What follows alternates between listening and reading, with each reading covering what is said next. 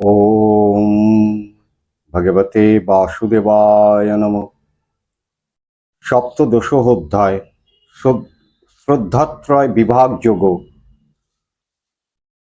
অর্জুন বলিলেন, হে কৃষ্ণ, যাহারা শাস্ত্রবিদ বিধি ত্যাগ করেন অথচ শ্রদ্ধাযুক্ত হইয়া পূজা করেন, তাহাদের সাত্ত্বিক, রাজসিক ও তামসিক গুণত্রয়ের নিষ্ঠা কি প্রকার?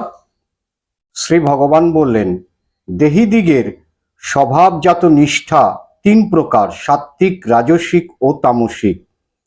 সেই বিষয়ে আমি তোমায় যাহা বলিতেছি তাহা শ্রবণ করো।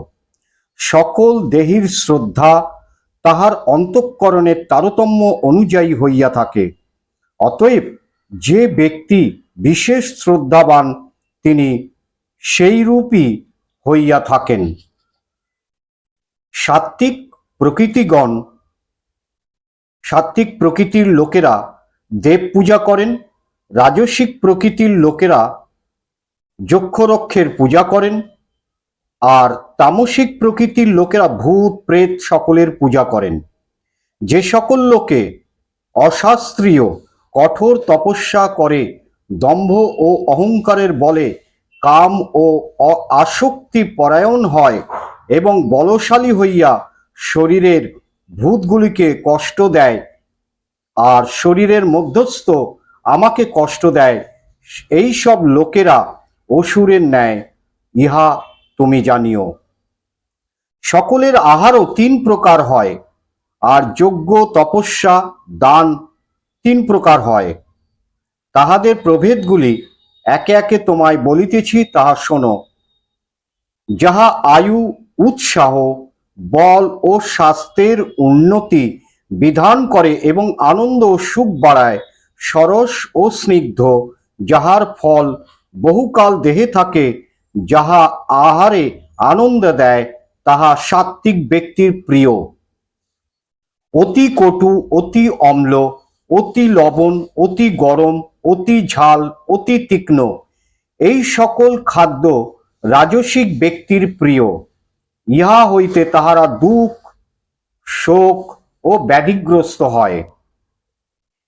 যে সকল খাদ্য বহু অগ্রে তৈরি হইয়া আছে, রস যাহার শুকাইয়া গিয়াছে, বাসি, দুর্গন্ধযুক্ত, উচ্ছিষ্ট, তাহা তামসিক ব্যক্তির খুব প্রিয়।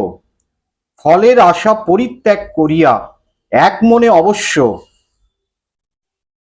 কর্তব্য বোধে শাস্ত্রের অভিমতে যে যজ্ঞ করা হয় তাহা সাত্ত্বিক।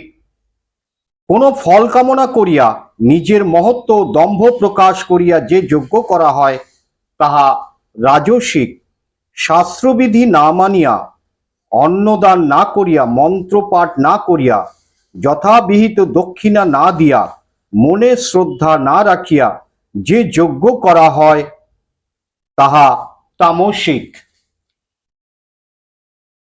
দেব, দ্বিজ, গুরু ও জ্ঞানী জনের পূজা, সুচিতা, সরলতা, ব্রহ্মচর্য, অহিংসা, এই সকলকে শারীরিক তপস্যা বলে। অনুদেশকারী সম্ভাষণ সত্য অথচ প্রিয়, হিতকর, বেদাদি শাস্ত্র পাঠে সংযুক্ত, তাহাকে বাচিক তপস্যা বলে। মনের প্রসন্ন ভাব, সৌম্য ভাব, মৌন ভাব, ইন্দ্রিয় দমন, চিত্তের পরিচ্ছন্নতা, ইহাকে মানসিক তপস্যা বলা হয়। ফলের আশা ত্যাগ করিয়া একাগ্র মনে পরম শ্রদ্ধার সহিত এই ত্রিবিধ তপস্যার যে অনুষ্ঠান, সেই তপস্যাই সাত্ত্বিক তপস্যা। লোকের নিকট প্রশংসা এবং পূজা পাইবার জন্য দম্ভে যে তপস্যা করা হয়, সেই তপস্যা হচ্ছে রাজসিক তপস্যা। দুষ্টু বুদ্ধির বশে শরীরকে কষ্ট দিয়া অথবা পরের ক্ষতি করিবার জন্য যে তপস্যা করা হয় তাহাকে তামসিক তপস্যা বলে। যে দান কেবল কর্তব্য, ইহা ভাবিয়া যে কোনো প্রত্যুপকারী ব্যক্তিকে দেশ কাল পাত্র বিবেচনা করিয়া যে দান করা হয় তাহাকে সাত্ত্বিক দান বলা হয়। আবার প্রত্যুপকার ভরসায় অর্থাৎ স্বর্গাদি পুণ্য কামনায় কিংবা মনোক্লেশে যে দান করা হয় তাকে রাজসিক দান বলে। দেশ কাল পাত্র নির্বিচারে বা অসম্মানে যে দান দেওয়া যায় তাহাকে তামসিক দান বলা হয়। ওম তৎসৎ। এই ত্রিশব্দ পরমাত্মার নাম। ইহাই শাস্ত্রে কথিত আছে। ইহার দ্বারাই ব্রহ্মা সৃষ্টির প্রথমে যজ্ঞকর্তা ব্রাহ্মণ, যজ্ঞের হেতু বেদ সৃষ্টি করিয়াছেন। এই হেতু ওম শব্দ উচ্চারণ করিয়া সর্বদা শাস্ত্রবিহিত যজ্ঞ দান তপস্যা সম্পন্ন করা কর্তব্য। তৎ শব্দের ফল কামনা না করিয়া মোক্ষ কামনা করিয়া যজ্ঞত তপস্যা দান করাই বিধেয়। হে অর্জুন, সদ্ভাব ও সাধুভাব বুঝাইতে সৎ শব্দ ব্যবহার